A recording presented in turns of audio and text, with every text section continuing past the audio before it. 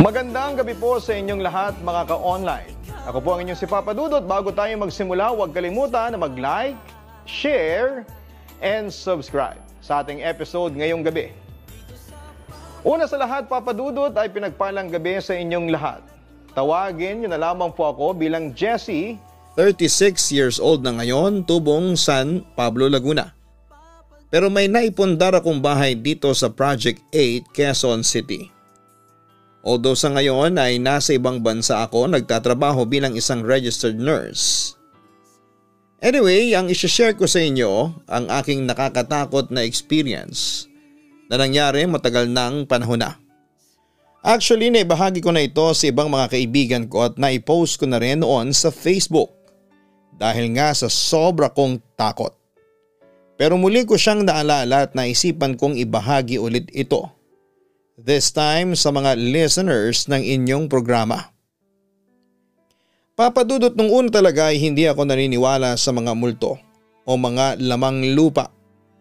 Natatawa pa nga ako noon kapag nakakabasa ako ng mga true to life horror stories at nakakapanood ng mga horror films. Para sa akin, lahat ng kwentong katatakutan ay katang-isip lamang. Pero dumating ang panahon, nakakainin ko pala ang lahat ng paniniwala kong yon. Natatandaan ko na nasa third year college ako noon sa kursong nursing.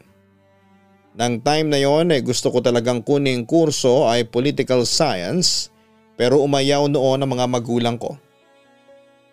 Dahil blanco sila sa mga opportunities na nakukuha ng isang pol-sci graduate. Pinilit nila akong kumuha ng nursing dahil yon ang usong-uso ng panahon na yon. Dahil sa kabi-kabilang hiring ng mga Filipino nurses sa Amerika, UK, Europe at Middle East.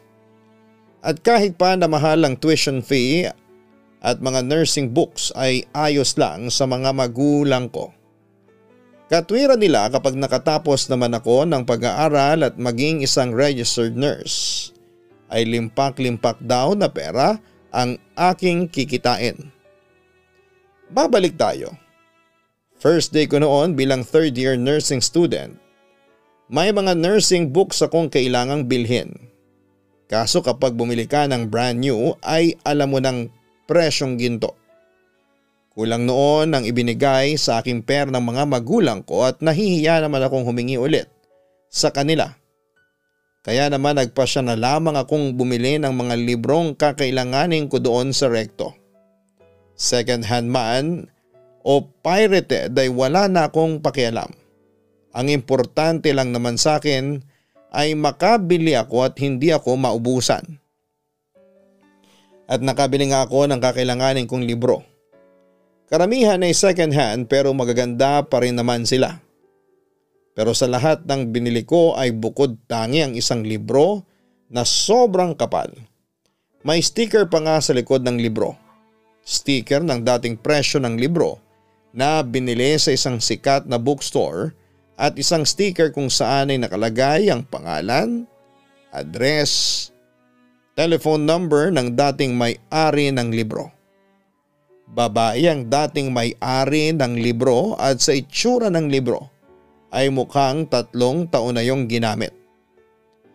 Hindi ko inalis yung sticker na pangalan niya sa libro kahit na ako na ang may-ari noon. Although hindi ako naniniwala sa mga katatakutan, pero superstitious kasi ako. Alam kong bawat bagay ay may dahilan, may purpose. Iniisip ko kung bakit swerte ang libro. Baka eto rin ang magdadala sa akin sa ibang bansa. Papa Dudut, gabi-gabi ay binabasa ko ang mga libro ko sa nursing. Pinakamahirap sa nursing ang medical surgical. Ito rin ang pinakamahalaga. Dahil dito ay ginagabi-gabi ko talaga ang pagbabasa sa mga librong binili ko. Isang gabi habang nagre-review ako gamit ang librong makapal. Isang pahina ang narating ko na may mantsa ang papel na animoy patak ng dugo ang naroon.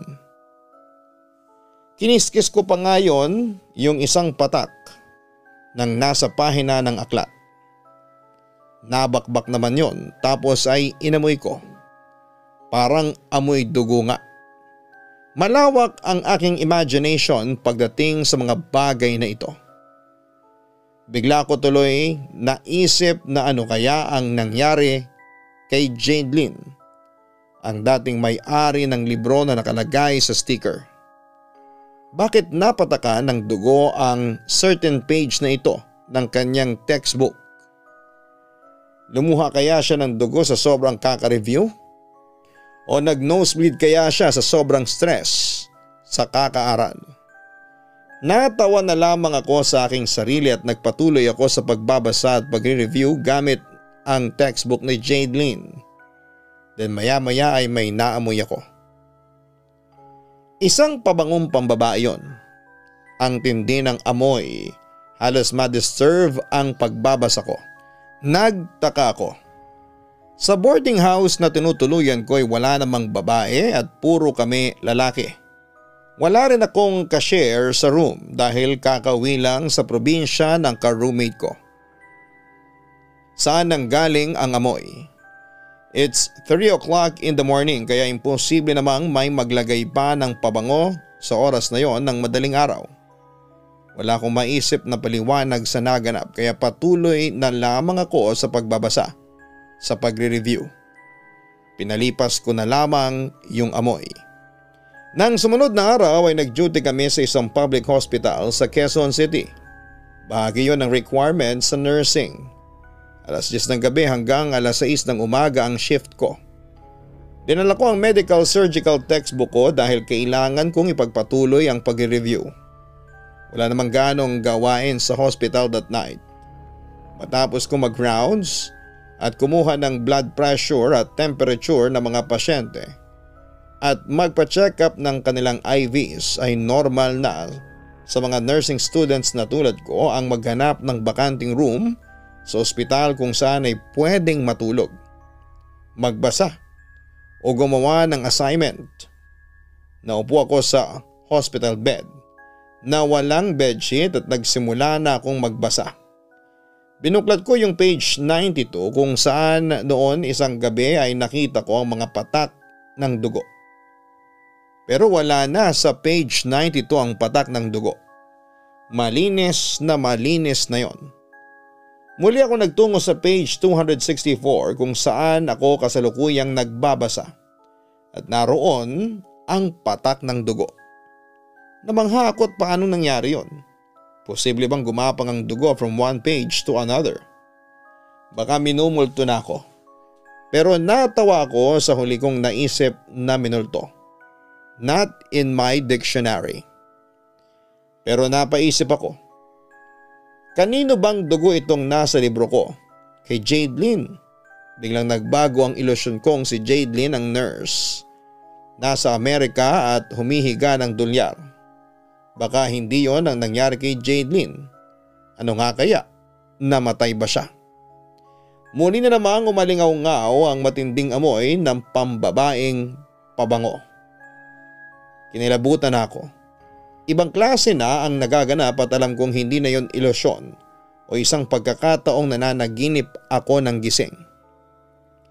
Sinarado ko ang libro at kaagad akong lumabas ng kwartong yon dahil nga sa natatakot na ako. Pagpunta ko sa nurses station ay binati ako ng clinical instructor ko. Saan ka galing, Fontanilla? Tanong sa akin ng aking instructor. Nag-review lang ma'am. Magalang na sagot ko sa kanya. Wala ka na bang pasyenteng inaasikaso?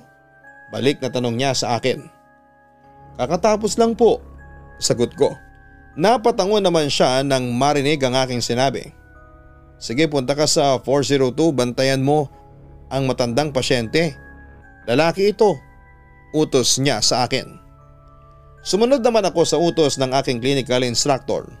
Dala ko din ang textbook ni Jadelyn at pagpasok ko sa 402. Natutulog ang matandang pasyente. Renal failure ang kaso. At dahil sa tahimik naman ang kwarto ay nagpatuloy ako sa pagbabasa ng misteryosong nursing book. Habang nagbabasa ko ay sinasabayan ko ang pagbuka ng aking bibig. Para mas maintindihan ko that way. Habang ginagawa ko yon ay may nararamdaman akong tila nakatanghod sa aking likuran. Isang presensyang nakakapanindig balahibo. Nilingon ko yon. Wala naman akong nakita. Pagbalik ko sa libro ay may patak na naman ng dugo sa pahina. Sa puntong yon, Papa Dudut, ay kinabahan na talaga ako. Pero nilabanan ko pa rin ang takot dahil nga sa hindi ako naniniwala sa mga multo. Nagpatuloy ako sa pagbabasa at lumipat ako sa ibang pahina sa mas malinis na pahina. Nagbabasa ako at habang nagbabasa ako ay may tila sumasabay sa aking tinig. Tinig ng isang babae. Tumigil ako sa pagbabasa pero nagpatuloy ang tinig ng babae. Pagtingin ko sa pasyente, bumubuka na ang kanyang bibig at lumalabas doon ang tinig ng isang babae. Ang sinasabi niya ay ang mga salita sa pahina ng librong hawak ko. Naisara kong bigla ang libro at nabitawan ko. Bumagsak yon sa sahig at tumigil sa pagsasalita ang nahihimbing kong pasyente. Pinagpapawisan ako kahit aircon ang kwarto. Ano nangyayari sa akin? Tanong ko sa aking sarili. Pinagmasdan ko ang textbook sa sahig at nabasa ko ang sticker ng pangalan ni Jadeline at ang address niya at telephone number. The next day sinubukan kong tawagan ang telephone number niya. Sinabi ko ang aking pangalan at kung saan ako nag-aaral. Tungkol saan ba ito? Tanong ng ginang sa kabilang linya. Pwede ko po bang makausap si Jadeline? Kinakabahang tanong ko sa aking kausap. Ay, teka, sandali at tatawagin ko. Sagot naman sa akin ng nasa kabilang linya. Nakahinga ako ng malalim. So buhay si Jadeline. Hindi naman siya nagmumulto. Pero sino kaya yung nagmumulto sa aking nursing book? Hello? Sabi ng tinig sa kabilang linya. Jadeline, tanong ko. Gusto kong makasigurado na siya nga ang kausap ko. Oo, eto nga, sino to? Napabuntong hininga ako sa narinig kong boses. Hindi mo ako kilala pero nag-aaral ako ng nursing. Napatawag ako kasi may nabili ako second hand store sa Recto, itong medical surgical textbook na pag-aari mo. Kwento ko naman sa kanya. Ha? Nabili mo yan doon? Parang nagtataka siya sa aking sinabi. Oo, bakit? Hindi ba ikaw ang nagbenta sa kanila? Usisa ko naman. Tinapon ko na kasi ang librong yan sa basurahan. Bakit napunta sa bentahan sa Recto? Pagtataka pa ni Jadeline. Bakit mo naman tinapon? Buo pa ang libro. Hindi ka ba nanghihinayang? Usisa ko pa sa kanya. Matagal bago sumagot ulit si Jadeline. Kung alam mo lang ang pinagdaanan ko sa librong yan. Sa boses pa lang niya, alam ko nang may pag-aalinlangan siya. Anong ibig mo sabihin? Tanong ko naman. May masamang espiritu sa librong yan. May nagmumulto. Patuloy pa niya. Bigla akong kinabahan lalo na nang ikwento na ni Jadeline ang karanasan niya sa librong yon. Kaparehas na kaparehas ng nangyari sa kanyang sa akin. Saan mo ba nakuha yung librong ito? Tanong ko sa kanya. Hindi kaagad nakasagot si Jadeline. Hello Jadeline. Oo, nandito pa ako. Mahinang sagot ni Jadeline sa akin sa kabilang linya. Saan mo ba nakuha ang textbook na ito? Sumagot naman kaagad ang kausap ko sa telepono. Sa kalye napulot ko. Pauwi na ako noon sa amin, isang nursing student ang nasagasaan. Hit and run. Tumilapon ang mga dala niyang gamit. Kabilang sa gamit na yan, nakakabili lang niya sa bookstore. Bagong-bago pa at nakabalot. Isasauli ko sana ang libro pero patay na ang estudyante nagmamay-ari. Dinala na siya sa ospital. Naisip kong iuwi na lang ang libro. Wala kasi akong pambili.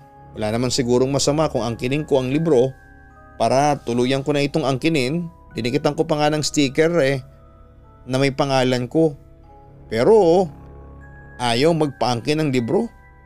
Pinagmumultuhan ako ng babaeng nagmamay-ari ng libro na yan. Sa takot ko itinapon ko na lang ang librong yan sa basurahan. Kwento niya sa akin. Pinagmumultuhan ka rin niya? Oo sagot ko naman. Itapon mo na ang librong yan o kaya ay sunugin mo. Parang wala nang multuhin ang textbook na yan. Suhestyon pa ni Jadeline. Agad naman akong sumang-ayon sa kanya.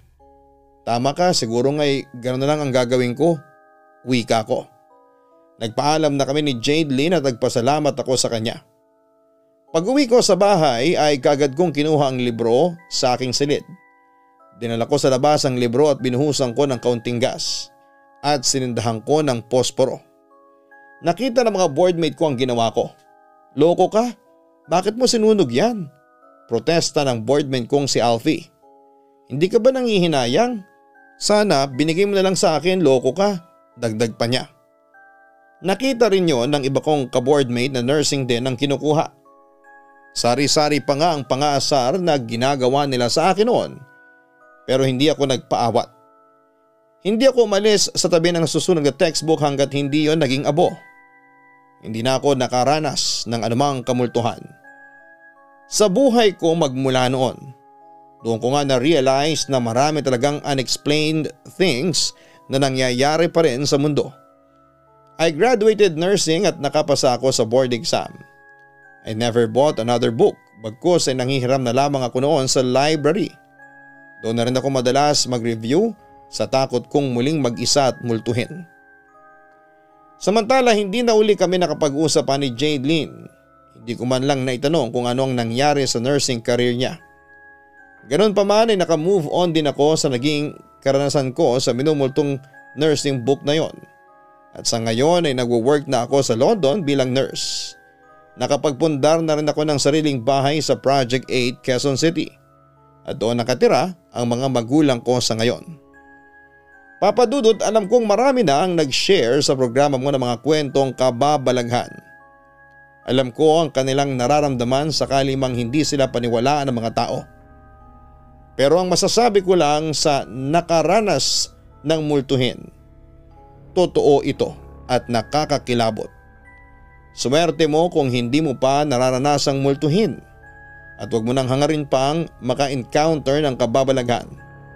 Dahil kapag naranasan mo na ito, questionin mo talaga ang iyong katinuan. Kung nasa realidad pa rin ba ang iyong pag-iisip, mahirap ang ma-experience ito, Papa Dudut.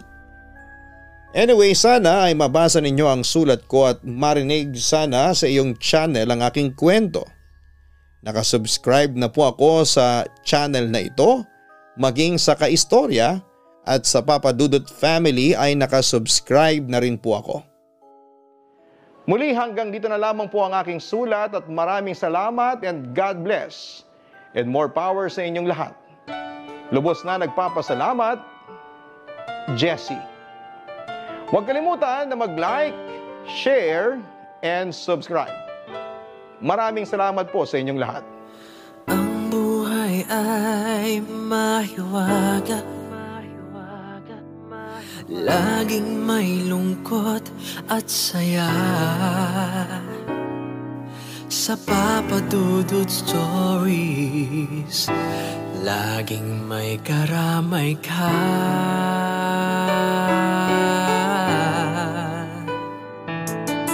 Mga problemang kay bigat, dito ay pakikinggan ka. Sa Papa Dudut Stories, kami ay iyong kasama. Dito sa Papa Dudut Stories, ikaw ay hindi nag-iisa.